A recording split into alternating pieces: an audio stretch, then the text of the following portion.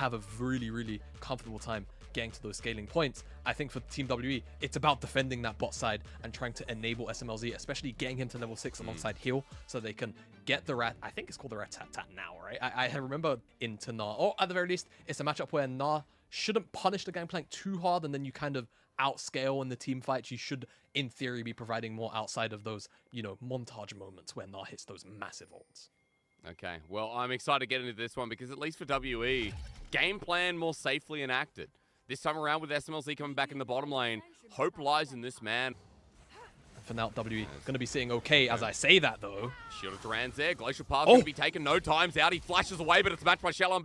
One more tick, looking for the water hit, and it does. Wind becomes lightning for a first blood. I think the most important thing to measure is what you just said about the Herald. That, you know, Shalom got topside priority, cleared out the camps. With all the lanes doing well, with PP God now moving too, V5 still have somewhat a run of the map with a 1k gold lead. And now the Herald clear of everything but 1W war. Beishang gets a kick in, ready for PP God. Shanks comes in, but he's so aggressive. He'll be the first to die his dream. With the counter punch down, slows the play right down. Shalom running out from Bubu as Rich is trying to build up. Get mid lane shove and just walk towards the bottom side of the map, even if SMLZ and Heal are up here towards the top side. Just overloading that side of the map could be pretty positive for them. Beishang, though. Okay, last chapter going to come through. At the very least, Beishang now getting in, but the wild growth from PP Gold alongside the flash. The Dragon's Raid from Ridge, but he goes into Mega. SMLZ with a brilliant flash away, though. And that might change the plays. Victory 5 is still launched on by this Lee Sin jungle. But meanwhile, the dive in the bottom lane happens. WE looking so aggressive, but they just need a kill. They need something.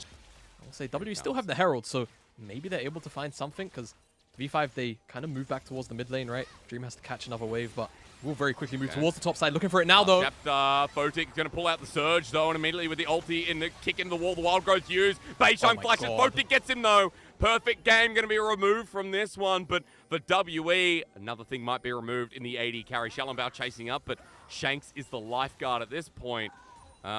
Rich saved by his boys, but now we're going to see if WE can hold strong to the players.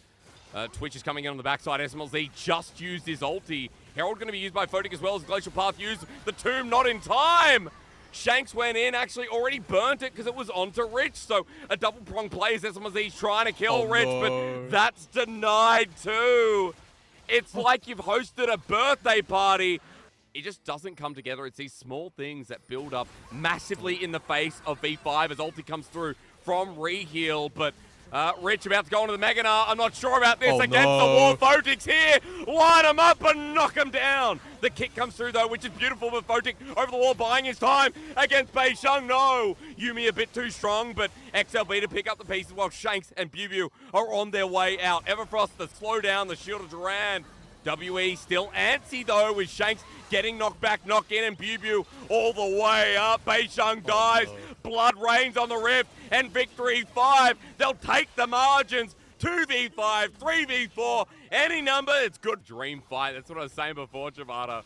It looks like V5 just with the highlight reel, the highlight play. They're 11-3. They know this game is in their bag, and against WEs, they're trying to make one final hurrah. It's a TP behind enemy lines, but Bubu is almost dead before it starts. Shalom the front line has taken so many ultis. SMLZ zagged up, and this Twitch is nowhere near online as Photic explodes into the back line. V5, the element of talent shines again, and this team is rising to the top. Into the base, bar that inner turret on the top side. And, you know, coming into this one, we had so much expectations. Beishang gets kicked back onto Photic that night, but Rich to save the day. President Photic must be preserved as he's healed up, shielded up. Barrels connect, but it doesn't matter. Once again, denying Bubu from getting the chain. And it's WE who lose SMLZ again, even though they're the ones trying to make the proactive plays. Okay, yeah, Photic. Photic? He wants the highlight reel. He wants the highlight reel. He's shielded up. He's alive. Takes a turret shot. He's still alive. Okay, BB God can't save that one. What a madman. It's like Arnold Schwarzenegger from Terminator 2. You know he's going to win in the end. You know what? Respect Photic. Got 3 abs. He's like, you know what? I'm going for the play. Send it. And at the end of the day, V5 still pick up this inhibitor on the bottom side. That minion will just about do the job, and they're just going to probably take away 2 inhibitors, go for a reset, unless they feel like they can still end without Photic, which, to be fair, given the lead, you wouldn't blame them for trying, but no need to senselessly hand over any more gold. to WE. You know, people thinking, man, Fodik putting on a highlight reel. It is PP God again, as this time this seems to be the kiss of death. Victory 5. It's like getting kissed by your grandma, you know? You really don't want it.